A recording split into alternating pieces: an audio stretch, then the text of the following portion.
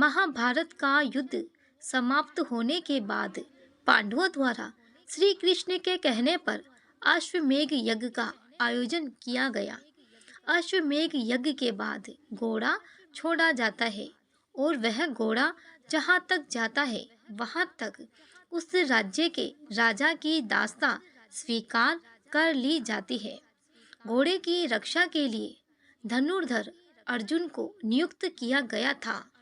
कोई भी राज्य का राजा उस अश्व को रोकने की कोशिश नहीं करता था, क्योंकि अर्जुन ने पितामह भीष्म और महाबली कर्ण जैसे योद्धाओं को मृत्यु का ग्रास बनाया था। घोड़ा निरंतर आगे बढ़ता जा रहा था। कई राज्यों को पार करने के बाद वह घोड़ा रतनपुर राज्य की सीमा तक जा पहुंचा। रतनपुर के राजा मोरध्वज बड़े ही धर्मात्मा और श्री नारायण के परम भक्त थे। राजा मोरध्वज का पुत्र धीरध्वज ताम्रध्वज था। धीरध्वज ने अल्प आयु में ही युद्ध कला में सर्व शिक्षा प्राप्त कर ली थी। वीर धीरध्वज ने अश्वमेध का वह घोड़ा रोक लिया और घोड़े के रक्षक अर्जुन की प्रतीक्षा करने लगा। सेना सहित धनुर्धर अर्जुन वहां पहुंचे और उस वीर बालक से कहा, हे बालक, तुमने जिस घोड़ा को रोका है वह चक्रवर्ती सम्राट युधिष्ठिर के अश्वमेध यज्ञ का घोड़ा है, जिसकी सुरक्षा में मैं स्वयं खड़ा हूँ। इस घोड़े को पकड़ने का साहस किसी भी राज्य के राजा ने नहीं किया। जिससे राज्य में इस घोड़े ने अपने पैर रखे हैं, उस राज्य के राजा ने युधिष्ठिर की दास्तां स्वीकार कर ली है। मैं तुम्हारी भूल समझकर तुम्हें क्षमा करता हूँ, इसीलिए तुम यह घोड़ा छोड़ दो। इस बात पर ताम्रध्वज ने अपनी वीरता का परिचय देते हुए कहा कि हे अर्जुन, सिर्फ आप ही कहोगे या मेरी भी सुनोगे? मैं रतनपुर का भावी सम्राट ताम्रध्वज हूँ। मेरे पिता मयूरध्वज और माता विद्याधरणी है। मैं क्षत्रिय पुत्र हूँ और क्षत्रिय कभी किसी का दास नहीं होता। इस पर अर्जुन ने कहा कि नादान बालक, तुम जानते नहीं हो तुम क्या कर रहे हो। तुम्हारी यह बालहट युद्ध करवा सकता है और युद्ध का परिणाम तुम नहीं जानते हो। इसीलिए तुम यह घोड़ा छोड़ दो और अपने पिता को सूचित करो ताकि वह तुम्हें समझा सके। ताम्रध्वज ने अपनी वाक्पटुता से अर्जुन पर पलटवार किया और कहा, हे कुंती नंदन अर्जुन, क्षत्रिय पुत्र बाल्यकाल अवश्य अपने पिता की गोद में व्यतीत करता है, परंतु जवानी में क्षत्रिय पुत्र का क्षत्रित्व परिपक्व हो जाता है। यदि तुम्हें घोड़ा चाहिए तो तुम्हें मुझे अपने बाहुबल से प्राप्त करना होगा। व्यर्थ में अपना योगदान करके समय खराब ना करे। अर्जुन ने ताम्रध्वज से कहा कि हे मूर्ख ताम्रध्वज, तुझसे युद्ध करके मैं अपयश का भागी नहीं बनना चाहता हूँ। इसीलिए मैं अपने बाण से तुझे तेरी माता की गोद में सकुशल पहुँचा देता हूँ। और अर्जुन ने बाण चलाया, परंतु ताम्रध्वज कोई कायर बालक नहीं था। वह भी शस्त्र कलाओं में प्रवीण था। ताम्रध्वज ने न सिर्फ अर्जुन द्वारा चलाए गए बाण का उत्तर दिया, बल्कि ताम्रध्वज के तीर ने अर्जुन के सारथी को गिरा दिया।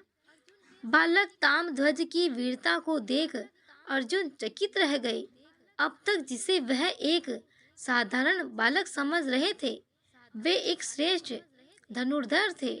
और ताम्रध्वज को गंभीरता से लेते हुए दोनों के बीच भयंकर युद्ध चालू हो गया। ताम्रध्वज ने अर्जुन का वीरता पूर्वक सामना किया और अपने एक तीर से महाबली अर्जुन को मूर्छित कर दिया।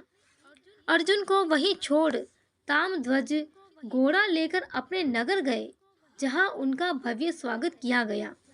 जब अर्जुन मूर्छित अवस्था से बाहर आए तो उनके समक्ष श्री कृष्ण बैठे थे। अर्जुन ने श्री कृष्ण से कहा, हे भगवान, यह सब आपकी माया का ही चमत्कार है, अन्यथा वह बालक युद्ध में अर्जुन से नहीं जीत सकता था। इस पर श्री कृष्ण ने अर्जुन से कहा कि अर्जुन, तुम अभी भी इसी भ्रम में हो। तुम यह सोचते हो कि संसार में तुमसे बड़ा योद्धा कोई नहीं है और तुमसे बड़ा मेरा भक्त भी कोई नहीं है। अर्जुन ने श्री कृष्ण से कहा, क्या यह सत्य है माधव? श्री कृष्ण ने कहा कि तुम्हें अपने से बड़ा योद्धा मिल ही गया है, और अगर अपने से बड़ा दानी और भक्त भी देखने की इच्छा है तो बताओ। अर्जुन ने श्री कृष्ण से कहा कि मैं अवश्य ही उस भक्त के दर्शन करना चाहूँगा जो मुझसे भी बड़ा आपका भक्त है। तब भगवान श्री कृष्ण और अर्जुन ब्राह्मण का वेश धारण कर यमराज एक सिंह के वेश में रतनपुर राज्य की ओर प्रस्थान किया, जहाँ राजा मोर ध्वज का राज दरबार लगा था। जैसे ही राजा मयूर ध्वज को इस बात की खबर लगी कि साधु उनके राज दरबार में आए हैं, तुरंत उन्होंने अपना सिंहासन छोड़ साधुओं को प्रणाम कर आशीर्वाद लिया। ब्राह्मण रूपी श्री कृष्ण ने राजा मयूर ध्वज से कहा कि हमने तुम्हारे दान की बहुत प्रशंसा सुनी है। चारों ओर तुम्हारे यश की कीर्ति है कि कोई भी याचक तुम्हारे दरबार से खाली हाथ नहीं जाता है। राजा मयूर ध्वज ने ब्राह्मण रूपी श्री कृष्ण से कहा कि ये भगवान नारायण की मुझ पर कृपा है कि आज तक मेरे दरबार से कोई खाली हाथ नहीं लौटा है। ब्राह्मण रूपी श्री कृष्ण ने कहा कि हम आपसे ऐसी कोई वस्तु नहीं मांगेंगे जो आपके अधिकार क्षेत्र से बाहर हो। श्री कृष्ण ने राजा मयूर ध्वज से कहा कि हम तीन प्राणी बहुत लंबे समय से यात्रा कर रहे हैं। हम दोनों कंदमूल खाकर अपनी भूख शांत कर लेते हैं, परंतु हमारे साथ यह सिंह राज भी है जो सिर्फ मांसाहार करते हैं और ये सिर्फ मनुष्य का मांस भक्षण करते हैं। मयूर ध्वज ने श्री कृष्ण से कहा कि मैं सिंह राज के समक्ष प्रस्तुत हूँ। यदि वह मेरा भक्षण करेंगे तो मैं खुद को धन्य समझूंगा। श्री कृष्ण ने कहा कि पृथ्वी पर स्वयं को दान करने वालों की कमी नहीं है। यदि तेरे जैसा भोजन करते तो हमें आपके पास आने की जरूरत नहीं होती। महाराज मयूर ध्वज ने श्री कृष्ण से कहा कि अब आप ही बताएं कि मैं कैसे सिंह राज के भोजन की व्यवस्था कर सकता हूँ। ब्राह्मण बने श्री कृष्ण ने राजा मोर ध्वज से कहा कि हमारे सिंह के भोजन के लिए आपको अपनी रानी सहित आरा लेकर अपने पुत्र ताम ध्वज को चीरना होगा, जिससे सिंह राज भोजन कर सके। श्री कृष्ण की आवाज सुनकर सारा दरबार आश्चर्यचकित हो गया। स्वयं अर्जुन भी कृष्ण की इस तरह की बात से डर गए। एक क्षण के लिए राजा मयूर ध्वज भी डगमगाए, परंतु समझ गए। राजा मयूर ध्वज ने कहा कि हे महात्मा, धन्य है मेरा पुत्र ताम ध्वज, जिसे आपने सिंह राज के लिए आहार के लिए चुना है। श्री कृष्ण ने राजा मयूर ध्वज से कहा कि पुत्र को चढ़ाते समय यदि माता पिता की आंखों में आंसू आए तो सिंह राज भोजन स्वीकार नहीं करेंगे। राजा मयूर ध्वज ने अपने पुत्र और पत्नी को भी राजी कर लिया। अर्जुन राजा के इस प्रकार समर्पण और वचनबद्ध बातों को देखकर आश्चर्यचकित रह गए। इसके बाद राजा ने आरा उठाया और अपने इकलौते पुत्र के सिर पर रखकर परम पिता परमात्मा का स्मरण करते हुए अपने पुत्र को चीर दिया। अर्जुन चौंक कर मूर्छित हो गए। आरे ने निरंतर उनके शरीर को दो भाग करते जा रहे थे। इस तरह ताम ध्वज का शरीर दो भागों में बट गया। राजा मयूर ध्वज ने ब्राह्मण से कहा कि महात्मा, आपने सिंह का भोजन करवाइए।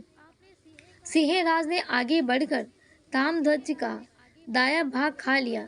तभी ताम ध्वज की माता की बाई आंख से आंसू टपक रहे थे। श्री कृष्ण ने महारानी से पूछा कि यह आंसू किस लिए? तब रानी ने कहा कि महापित्र भक्त ताम ध्वज के दाहिने अंग को तो आपने स्वीकार कर लिया, परंतु वाम अंग को छोड़ दिया। इसी कारण मेरी बाई ओर से आंसू निकल पड़े। इस दृश्य को देख अर्जुन का घमंड चूर चूर हो गया। भक्ति का ऐसा प्रकाश अर्जुन ने अपने जीवन में कभी नहीं देखा था। इसके बाद ब्राह्मणों के लिए सात्विक भोजन की व्यवस्था की गई। श्री कृष्ण ने राजा मयूरध्वज से कहा कि तुम्हारे पुत्र को बैकुंठ में स्थान मिलेगा। ईश्वर तुम्हारे दान भक्ति से अति प्रसन्न रहता है और वह कभी अपने भक्तों का अहित नहीं करेंगे। ब्राह्मण रूपी श्री कृष्ण ने राजा से कहा कि अपनी दाहिनी तरफ देखें, आपके अलौकिक कार्य का फल आपको मिल चुका है। जैसे ही राजा ने अपनी दाहिनी तरफ देखा, ताम्रध्वज जीवित अवस्था में खड़ा था। अपने पुत्र देख रानी ने उसे गले लगा लिया। राजा मयूरध्वज ने ब्राह्मण से कहा कि आप कौन हैं और किस कारण आपने मेरी कठिन परीक्षा ली। भगवान श्री कृष्ण ने अपने विराट रूप के दर्शन राजा मयूरध्वज को दिए और मयूरध्वज श्री कृष्ण के चरणों में गिर गए। यह दृश्य देख अर्जुन उस महादानी राजा मयूरध्वज के पैरों में गिर गए और इस तरह अर्जुन का अहंकार नष्ट हो गया। आप सभी को यह कथा पसंद आई हो तो प्लीज़ इस वीडियो को लाइक करें, शेयर करें और मेरे चैनल को सब्सक्राइब करें। आप सभी का बहुत बहुत धन्यवाद।